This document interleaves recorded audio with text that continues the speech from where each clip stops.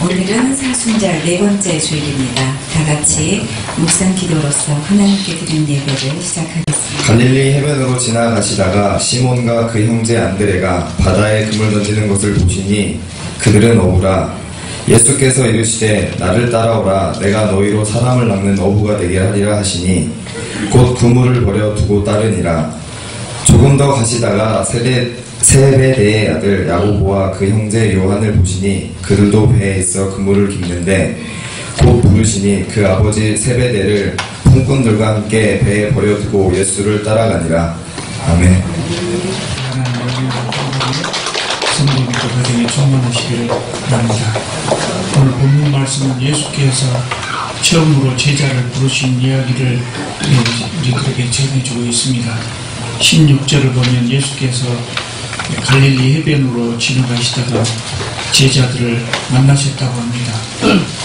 우리가 잘 아는 대로 갈릴리는 호수입니다. 그리고 지도에 보면 아주 작은 호수죠. 그런데 실제로는 꽤 큽니다. 남북으로 20km가 넘고 동서로는 한 11km 정도 이 정도 됩니다. 그러니까 이스라엘 사람들이 보기에는 아주 크게 보였던 것 같습니다. 그래서 갈릴리 호수를 바다라고 많이 부르고 있죠. 해변을 지나가시다가 그런 표현을 쓰고 있거든요. 이 단어의 의미는 예수께서 어디를 가시다가 우연히 해변을 지나가게 되셨다, 그런 의미는 아닙니다. 우연히 어떤 목적지를 가기 위해서 이 해변을 거쳐 가셨다는 의미는 아니고요.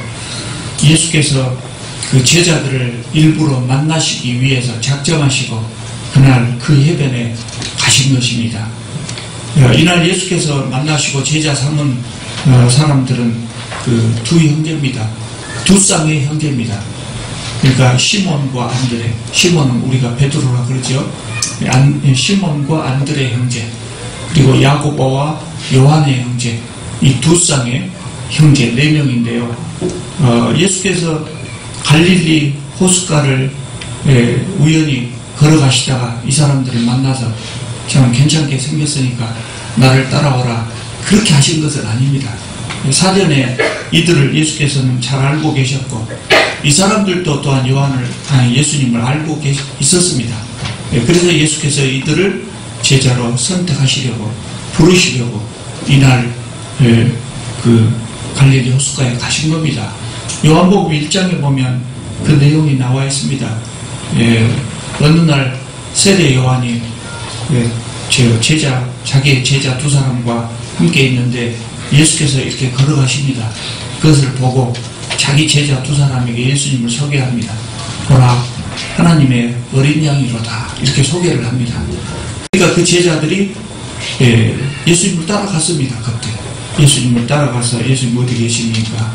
묻고 예수님의 거처를 방문하고 그리고 그날 예수님과 함께 있었다, 그렇게 전하고 있습니다. 또 그 요한복음 1장은 그때 예수님을 따랐던 그 세례 요한의 두 제자 중에 한 사람이 안드레라고 이야기합니다. 그러니까 이 안드레는 예수님을 만난 후에 자기 형제 시몬을 찾아갑니다. 시몬에게 가가지고 우리가 메시아를 만났다, 이렇게 전합니다. 그리고 그 시몬을 예수님께 데려갑니다. 예수님이 시몬을 알아보시고 네가 요한의 아들 시몬이니 장차 게바라하리라 그랬습니다. 게바는 우리가 잘 아는 대로 반석이라는 뜻이고요. 게바라는 말은 히브리어입니다. 그리고 헬라어로 표현하면 베드로가 되는 겁니다. 그래서 우리가 베드로라고 부르고 있지만은 그것은 예수께서 지어주시는 별명이고 본명은 시몬입니다. 또 성경학자들이 생각할 때 이날 예수님을 따라갔던 그 세례 요한의 제자 중에 다른 한 사람은 안드레라겠죠. 다른 한 사람의 이름은 성경에 나와 있지 않습니다. 근데 성경학자들은 이 사람을 요한이라고 추정합니다. 여러 가지 정황이나 여러 성경 구절을 참고해갖고 요한이라고 추정합니다. 그러니까 이날 예수님이 제자 삼은 사람들이 4사람 아닙니까? 그런데 그 중에 요한의 형제 야고보는 예수님을 만났다는 기록이 성경에 없습니다.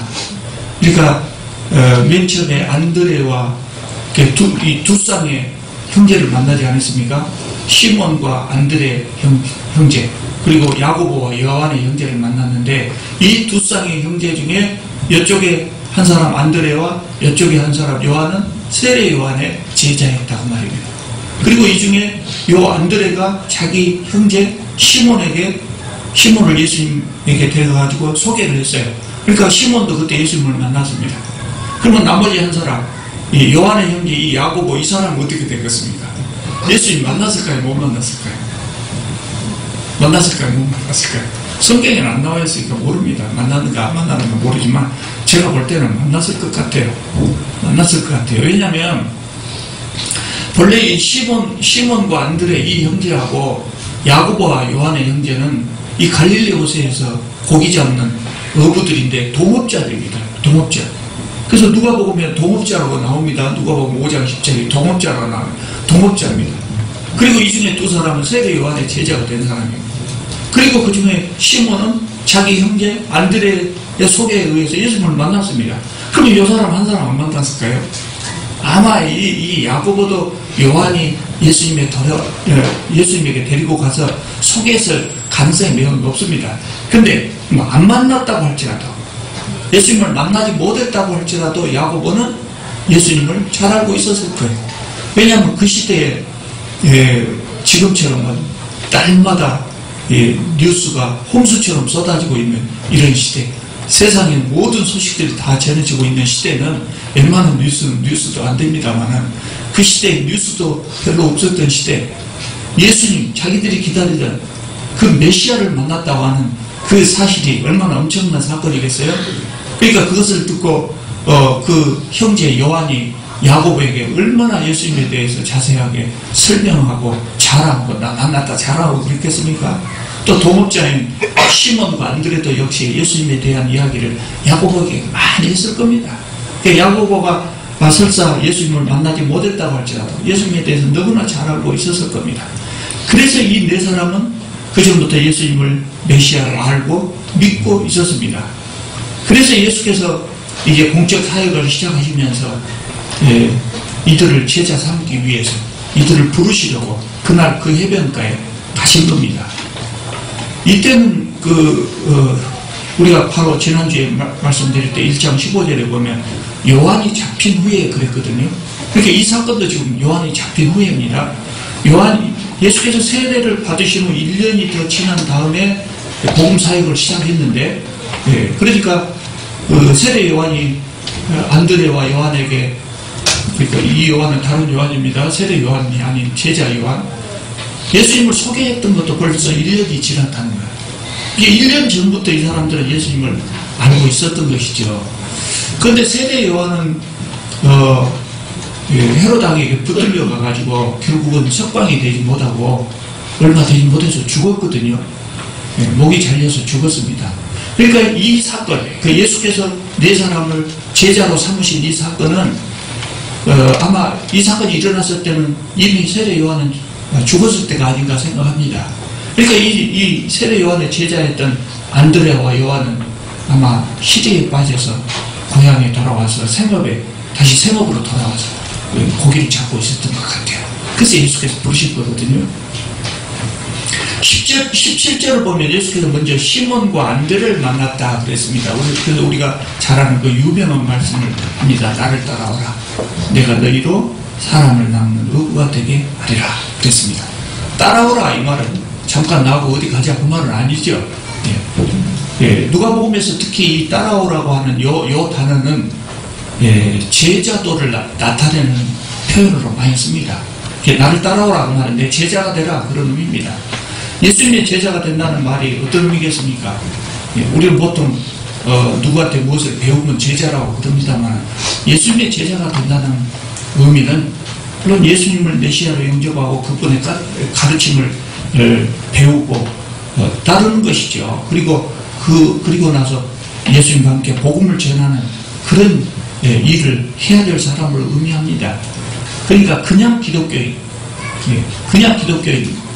일반 기독교인이 되는 것이 아니고 풀타임 복음 사역자가 되는 것을 의미합니다. 풀타임 복음 사역자입니다. 너희들 다 믿어라. 그런 종류.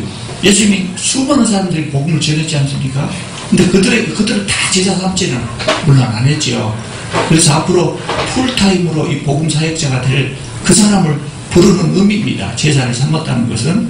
그래서 요새로 말하자면 목사가 되든지 선교사가 되든지 아니면 문서 선교를 위한 이 저술가가 되든지 이 풀타임 사역자가 되는 겁니다. 예수께서는 이들을 제자 삼으실 때 아마 예수께서 승천하신 후에 세상에 남아서 복음을 전파하는 것까지 염두에 두셨을 겁니다. 18절을 보면 시몬과 안드레가 예수님의 말씀을 듣고 곧 그물을 버려두고 예수님을 따랐다. 이렇게 말합니다. 그들은 즉시 예수님을 따랐습니다. 이것이 참 예수님의 제자가 되려고 하는 사람들이 본받을 점이죠. 이 사람들 말고도 예수님이 부른 사람들이 있습니다. 그런데 예수께서 부른 사람들이 다 예수님의 제자가 되지는 않습니다. 누가복음 9장에도 이런 기사가 나오는데요. 예수께서 어떤 사람들에게 나를 따르라 그렇게 말씀하십니다. 근데 그 사람들 중에 한 사람은 나로 먼저 가서 내 아버지를 장사하게 허락하옵소서 그럽니다. 또 한 사람은 주여 내가 주를 따르겠나이다마는 나로 먼저 내 가족을 작별하게 하소서 그렇게 이야기합니다. 그때 예수께서 뭐라고 말씀하셨습니까? 손에 쟁기를 잡고 뒤를 돌아보는 자는 하나님 나라에 합당하지 않다. 그렇게 말씀하셨습니다. 예수께서 인정사정도 없이 집에 가서 인사 좀 보고 오겠다는데 그것도 못하게 하냐? 그런 의미가 아니고요. 이거는 상징적인 의미인데 하나님 나라의 일꾼이 된다고 하는 것은 세상에 버려야 될 것이 많다는 겁니다. 버릴 것은 버려야 되고 또 주저하고 망설이고 그래서는 안 된다는 의미지요. 시몬과 안드레라고 하더라도 안드레라고 이게 급한 일이 없겠습니까? 그날 예수님의 부르심을 받았을 때 그들도 먼저 가족들에게 작별하고 싶었을 것이고 또 예수님 따르기 전에 먼저 처리해야 될 일도 있었을 것이고 하다못해 자기들이 가지고 있던 그물이라도 집에 갖다 주고 그리고 예수님을 따를 것이 순서 아니겠습니까? 그런 절차가 뒤에 얼마든지 있었을 수가 있겠죠. 그러나 중요한 것은 망설이지 않고 주저하지 않고 모든 것을 버려두고 그렇게 예수님을 따랐다. 이것이 중요하죠. 또 다른 예가 있습니다. 마태복음 19장에도 보면 어느 날 한 부자 청년이 예수님을 찾아옵니다. 선생님이요, 내가 무슨 선한 일을 하여야 영생을 얻으리까? 그때 예수께서 말씀하시기를 가서 내 소유를 팔아 가난한 자들에게 주라. 그리고 와서 나를 따르라 그럽니다. 근데 그 청년은 예수님을 따르지 못합니다. 성경은 이 사람이 예수님을 따르지 못한 이유를 이렇게 말합니다. 그 청년이 재물이 많음으로 이 말씀을 듣고 근심하며 가니라 그랬습니다. 그래서 예수께서 부르실 때 따르지 못한 사람들도 꽤 있었습니다. 그리고 그들 나름대로 타당한 이유가 있었습니다. 시몬과 안드레에게도 그럴듯한 이유가 있었을 겁니다. 그러나 시몬과 안드레는 즉시 예수님을 따랐습니다. 그러니까 제자가 되기 위해서는 그런 결단이 필요하다는 겁니다. 19절을 보면 예수께서 조금 더 가시다가 야고보와 요한 형제를 만나셨다고 했습니다. 조금 더 가시다가 얼마나 더 갔을까요? 한 5분 더 가셨을까요? 10분 더 가셨을까요? 조금 더 가시다가 그랬거든요.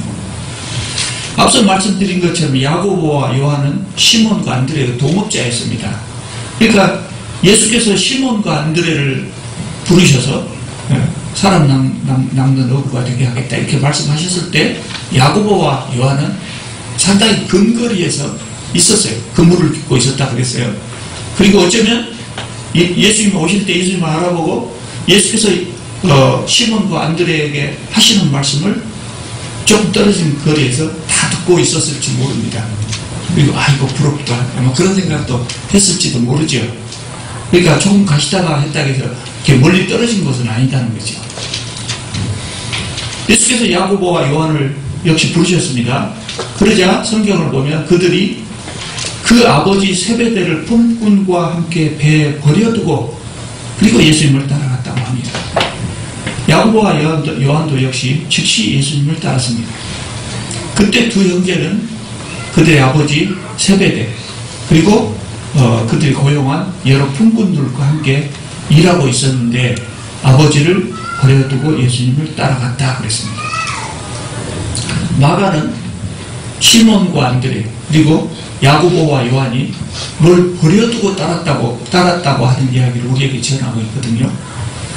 그러니까 이 야고보와 요한, 예수님을 즉시 따라간 야고보와 요한도 대단하지만 제가 볼 때는 그의 아버지 세베대도 역시 훌륭한 사람인 것 같아요. 아마 이 이해심이 굉장히 많은 아버지였던 것 같습니다. 여러분 그러지 않겠습니까? 그 자리에서 여러분이 장성한 아들 둘과 같이 고기잡이를 준비하고 있었다고 생각해 보십시오. 근데 두 아들이 갑자기 저 사람 따라간다고 합니다. 그러면 잘 가거라. 그럼 쉽게 그 말이 나오지 않을 겁니다. 세상의 아버지들이 다 그러지 않습니까? 열심히 일하는 중요한 이유가 뭡니까? 자녀들을 위해서 일합니다. 세베대는 품꾼들을 고용해서 일을 할 정도라고 했으니까 어느 정도 규모를 갖춘 어부였을 것입니다. 그래서 아마 그 사람은 그 사업체를 잘 키워서 아들들에게 물려주고 싶은 생각이 있었을 겁니다. 또 그 사업을 키울 동안 이 장성한 두 아들이 도와주기를 원했을 겁니다. 아들들이 도와줄 것하고 품꾼들 도움받는 것하고 전혀 다르지 않습니까? 얼마나 든든하고 큰 힘이 됐겠습니까? 근데 그 아들들이 하나도 아니고 둘 다 예수님을 따라간다고 합니다. 그렇지만 세베대는 그들을 말리지 않습니다. 아들들을 이해하고 보내줬습니다. 아마 세베대가 이때 아들들 못 가게 막았다면 그 아들들은 이 이름 없는 어부가 되었을 겁니다. 그러나 그들을 보내줬기 때문에 두 아들들은 세상 사람들로부터 존경받는 하나님의 일꾼들이 되었던 겁니다. 그러니까 야고보와 요한의 헌신 뒤에는 그 아버지 세베대의 깊은 이해심이 있었던 것이죠. 시몬과 안드레 그리고 야고보와 요한 이 두 쌍의 형제들은 어부에 불과한 사람들입니다. 지금도 그렇고 그때도 그렇고 어부라고 하는 것을 공부를 많이 해야 될 필요는 없죠. 특히 그때는 그랬을 겁니다. 그러나 그들은 예수님을 따른 것 주저하지 않았습니다. 세상에는 자신감이 넘쳐가지고 무슨 일이든지 할 수가 있다 이렇게 생각하기 때문에 실수를 많이 하는 사람들도 있습니다. 근데 반면에 자신감이 너무 부족해서 일을 그르치는 사람도 있습니다. 저는 어느 편인 것 같습니까? 저는 다소 주저하는 편입니다. 저는 중요한 일을 할 때마다 많이 망설입니다. 많이 망설이고 내가 과연 그 일을 할 수 있을까? 여러 번 생각하고 그러고 결정합니다. 그래야 실수가 적다고 생각합니다. 그러다 보면 좋은 기회를 놓치기도 하겠죠. 그러나 실수는 덜 하겠죠. 시몬과 안드레 그리고 야고보와 요한 이 형제들이 그날 예수님을 따라갈 때도 이렇게 주저하고 망설이고 많은 생각을 할 필요가 있었을까요? 예수께서 부르실 때 저는 부족한 사람입니다. 이렇게 몇 번 사양하는 것이 더 좋았을까요? 그럴 필요는 없을 것 같아요. 그럴 필요는 없을 것 같아요. 왜냐하면 예수님은 우리를 잘 아시거든요. 하나님께서 우리를 부르실 때 하나님 우리를 잘 아시거든요. 그리고 내 자신보다 내 능력을 하나님 더 잘 아시거든요. 예수님이 이때 네 사람을 불렀을 때도 역시 예수님도 마찬가지거든요. 그들 본인보다도 그들의 능력을 더 잘 아십니다. 그래서 예수께서 부르실 때는 나를 잘 아시고 부르신 것이기 때문에 사양할 필요가 없다는 거죠. 제가 출애굽기를 강의할 때 말씀드렸습니다.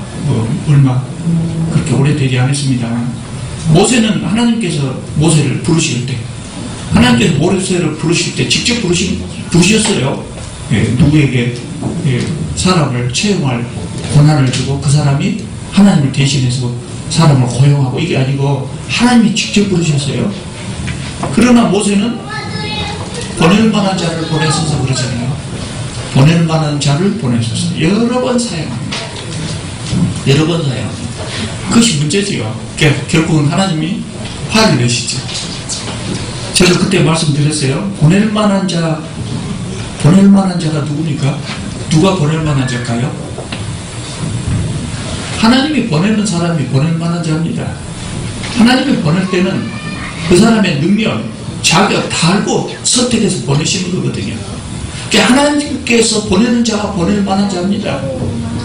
내가 하나님이 보낼 만한 자냐 아니냐는 것은 내가 판단하는 것이 아니고 하나님이 판단하시는 것이죠. 그래서 하나님께서 부르실 때는 주저하지 말고 그 뜻을 받들어야 합니다. 오늘 본문이 우리에게 보여준 것이 그겁니다. 시몬과 안드레, 야고보와 요한은 그런 점에서 좋은 본을 우리에게 보여준 겁니다. 오늘 본문의 사건을 통해서 마가가 우리에게 여러 가지 것들을 교훈을 주고 있지만 그 중에서도 우리에게 들려주고자 하는 가장 중요한 메시지가 있습니다. 그게 뭐냐면 예수께서 부르셨을 때 시몬과 안드레는 그물을 버려두고 따랐다 그랬고요. 야고보와 요한은 그 아버지를 배에 버려두고 예수님을 따랐다고 했습니다. 중요한 것이거든요. 중요한 것들이에요. 어부에게 그물만큼 중요한 것이 어디가 있겠습니까? 또 자녀들에게 부모만큼 중요한 관계가 어디가 있겠습니까? 그러나 그들은 예수님을 따르기 위해서 그런 것들을 다 버렸습니다. 특히 누가복음에서는 이 장면을 설명하면서 이들이 모든 것을 버려두고 이렇게 표현하고 있습니다. 그물을 버려두고 아버지를 버려두고 이 정도가 아니라 모든 것을 버려두고 예수님을 따랐다 이렇게 말하고 있습니다. 그럼 우리는 예수님을 따르는 예수님의 제자들입니다. 그렇다면 우리도 역시 예수님을 따르기 위해서 버려야 할 것들이 있습니다. 버려야 할 것들이 있습니다. 이미 많이 버리신 분들도 있죠. 버려야 할 것이 있습니다. 물론 앞에서 말씀드린 것 같이 이 네 사람들이 예수님을 따른 것은 풀타임 사역자로 예수님을 따른 겁니다. 그러므로 우리들은 그 사람들처럼 모든 것을 다 버릴 필요는 없습니다. 지금까지 버릴 필요는 없죠. 학교 다니던 사람이 학교 그만두고 직장 빌려치고 예수님 믿는다고 교회만 와 있을 필요는 없다고 말입니다. 대부분의 우리는 풀타임 전임 사역자가 아니기 때문에 하던 일 계속 하면서 그러면서 예수님을 따라야죠. 그러나 그렇다고 할지라도 예수 그리스도 제자가 되기 위해서는 버려야 할 것들이 있어요. 뭘 버려야 되겠습니까? 뭘 버려야 되겠습니까? 예수님을 믿기 전에 가졌던 못된 습관, 못된 생각들 이런 것들 다 정리해야 됩니다. 버려야 합니다. 재물을 가장 귀한 것으로 생각했던 그런 가치관도 버려야 되고 불법만 아니면 들키지만 아니면 돈 되는 것은 무엇이든지 해도 된다 이런 생각 버려야 됩니다. 버려야 됩니다. 하나님을 섬기는데 장애가 되는 것은 내가 아무리 좋아하는 것이라고 하더라도 버려야 됩니다. 아니 우리가 하나님을 섬기고 예수님의 제자가 될 때뿐만 아니라 제가 늘 주례할 때 그 이야기를 합니다만은 결혼할 때는요 신랑이 되고 신부가 되고 어떤 사람이 남편이 되고 어떤 사람이 아내가 될 때는 내가 아무리 좋아하는 것이라고 할지라도 상대방이 싫어하면 버려야 합니다. 그런 각오가 없으면 결혼 안 해야 됩니다. 그냥 혼자 살아야 됩니다. 혼자 사는 것이 편하긴 하잖아요. 그런데 남의 아내가 되고 다른 사람의 남편이 되기 위해서 버려야 할 것이 있습니다. 하나님의 신앙 마찬가지입니다. 우리가 버려야 될 것이 있습니다. 저는 골프를 안 쳐서 골프가 얼마나 좋은 것인가 잘 모르겠어요. 네, 골프 한 달 회원권 사가지고 연습하다가 2차례 나간 다음에 이건 내 길이 아니다 하고 접었습니다. 얼마나 재밌는지 모르겠어요. 굉장히 재밌다고 합니다. 근데 그것이 무엇이라고 죽어도 못 버리는 사람들이 있습니다. 예수 믿으려면 골프 다 치지 말아야 된다. 그 말 아닙니다. 골프 자체가 나쁜 거 아닙니다. 좋은 운동입니다. 열심히 치십시오. 열심히 쳐도 됩니다. 근데 중요한 것은 뭐입니까? 주일 예배에 참석하기 어려울 정도로 열심히 해서 참석하면 안 된다고 말입니다. 주일 예배에 참석하기가 어려울 정도로 열심히 그걸 치러 다니면 그 곤란하죠. 주일 예배에 참석하지 못할 정도로 하나님의 제자가 되는데 결정적인 이 결격 사유가 되잖아요. 주일 예배도 참석하지 못한다. 그런 정도가 된다면 그것이 아무리 좋은 것이라고 할지라도 그 문제가 되는 겁니다. 그렇게 되면 좋은 신앙생활을 할 수 없죠. 좋은 신앙생활을 할 수 없죠. 하나님께서 주시는 참된 기쁨과 평안, 행복을 누릴 수가 없어요. 결혼한 다음에도 여전히 이것은 내가 못 버려. 그리고 꼭 쥐고 있으면 부부간에 아름다운 부부생활을 할 수가 있겠습니까? 안 되지요. 그리고 그 가정을 통해서 평안을 느끼고 기쁨을 누릴 수가 있겠습니까? 어렵죠. 신앙생활을 하는데 신앙생활을 하기 위해서 우리가 버려야 될 것이 있다는 거예요. 주일 예배에 참석하기가 어려울 정도 우리에게 장애가 된 것은 버릴 줄 알아야 된다는 겁니다. 그래서 우리가 그리스도의 참된 제자가 되고 천국 시민이 되기 위해서는 정말 우리가 진지하게 생각해 봐야 될 것이 있어요. 진지하게 생각해야 될 것이 있어요. 하나님께서 내가 무엇을 버리시기를 원하시는가 생각해야 됩니다. 하나님께서 내게 어떤 종류의 희생을 요구하시는가. 지금 내가 그리스도 제자가 되는데 그리스도를 따르는 것을 가로막는 것이 무엇인가. 이런 장애물을 극복하기 위해서 내가 해야 될 일은 무엇인가. 진지하게 생각해 봐야 됩니다. 진지하게 생각하고 그리고 확인이 되면 결단해야 됩니다. 그래야 천국 시민이 될 수 있습니다. 그래야 하나님께서 주시는 참된 기쁨과 평안을 누릴 수 있습니다. 여러분 사실 이것들은요 예수님을 믿기 위해서 우리가 버려야 될 거 있지 않습니까? 그 리스트를 한번 써보십시오. 써보면요 이런 거 대부분이요 예수님 믿지 않는다 해도 사실은 버려야 될 것들이 많습니다. 그 중에 대부분은 예수님을 믿기 위해서가 아니라 그냥 버려야 될 것들이 많습니다. 왜냐하면 우리 한번 생각해 보십시오. 우리의 삶이라고 하는 것이 평생 바쁘게 돌아다닙니다. 그러나 나중에 얻는 것이 무엇입니까? 결국은 헛된 것을 얻으려고 동분서주하고 그럴 때가 많지 않습니까? 평생 열심히 산 것이 결국 아파트 평수 좀 늘리려고 살았던 것, 조금 더 많은 재산을 모으려고 그렇게 아둥바둥 바쁘게 사는 거다. 그게 우리의 삶 아니겠습니까? 그러다가 결국 건강 다 버린 다음에야 그렇게 출세만 쫓던 거 후회하고 결국에 주변에 좋은 사람들 다 잃은 다음에야 아 내가 돈만 너무 좋아했구나. 그것이 우리의 삶 아니겠어요? 그래서 요새는 예수 믿지 않는 사람들 중에서도 느리게 사는 삶 그런 것을 선택하는 사람들이 많습니다. 건강 잃으면서 세상 인식 잃으면서 바쁘게 사는 것보다 편안한 마음으로 이웃과 사이좋게 그리고 때로는 파란 하늘도 한번 쳐다보면서 그렇게 사는 것이 더 행복하다는 겁니다. 그래서 그런 것도 버립니다. 사실은 우리가 꼭 예수님 안 믿어도 버려야 될 것들이 너무 많습니다. 믿지 않는 사람들도 그러는데 믿는 우리들은 더 말할 것도 없지 않겠습니까? 예수 그리스도를 따르기 위해서는 또 우리 하나님 나라의 백성이 되기 위해서는 버려야 될 것 버려야 됩니다. 그래야 하나님 나라에 들어갈 수 있는 겁니다. 그래야 이 땅에 사는 동안 우리 하나님 주시는 참된 평안과 기쁨과 행복을 누릴 수 있는 것입니다. 우리는 모두가 우리 성도님 모두가 그리스도의 제자가 되기 위해서 정말 버려야 될 것을 버릴 수 있기를 바랍니다. 기도하겠습니다. 거룩하시고 자비로우신 우리 하나님, 저희들을 정말 많이 사랑해 주시는 우리 하나님, 주님 은혜 참으로 감사드립니다. 주님 저희들을 불러주셔서 주님 나라 백성 삼아주시고 예수 그리스도의 제자가 되게 하심을 참으로 감사드립니다. 주님 저희들이 주님 부르신 부름에 합당하고 또 예수 그리스도의 제자가 되기에 합당한 그런 삶을 살아갈 수 있게 도와주시옵소서. 예수님의 이름으로 기도하옵나이다.